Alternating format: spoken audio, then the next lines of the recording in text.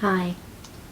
We're going to be talking about kindness and goodness. And I thought we would start with reading Jesus' words in Luke chapter 6, verses 27 to 36.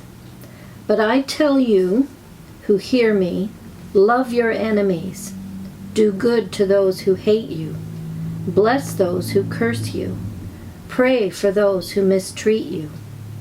If someone strikes you on one cheek, turn to him the other also.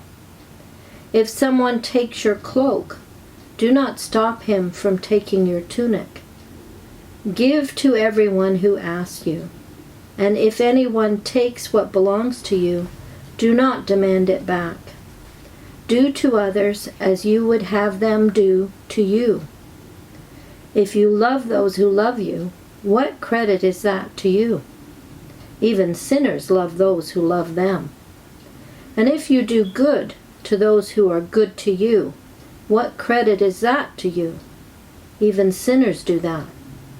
And if you lend to those to whom you expect repayment, what credit is that to you? Even sinners lend to sinners, expecting to be repaid in full. But love your enemies, do good to them, and lend to them without expecting to get anything back. Then your reward will be great, and you will be sons of the Most High, because He is kind to the ungrateful and wicked. Be merciful, just as your Father is merciful.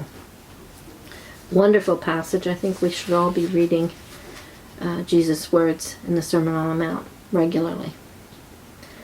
These are Jerry Bridges' words on the character of kindness and goodness. What lessons can we draw from these accounts of the kindness of God? He is kind to all men, the ungrateful, the wicked, the utterly lost and hopeless, the rebellious,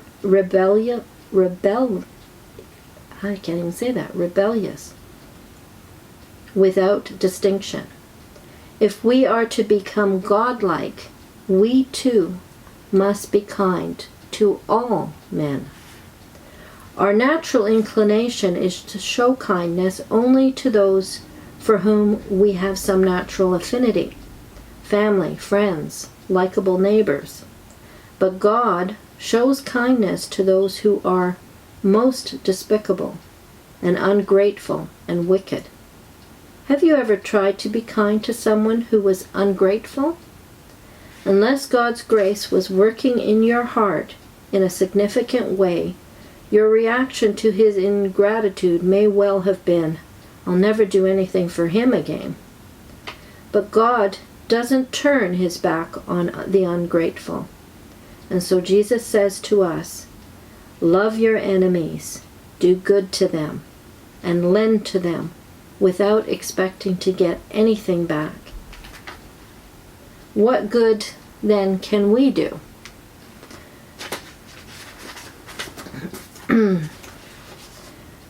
Jerry continues, one of the less obvious but most critical needs that many, shall I say most people have, is for someone to listen to them. They don't need our advice as much as our attention. A friend of mine went through a personal tragedy. I couldn't think of anything to say, so I hesitated to contact him. Finally, I called and invited him to lunch. For an hour I sat and listened. No advice, just listened. The only time I talked was to draw him out. One thing he said stuck in my mind. It really meant a lot to me when you called last night. We hadn't even gotten together yet.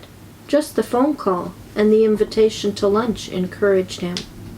Just realizing that someone cared meant a lot to him.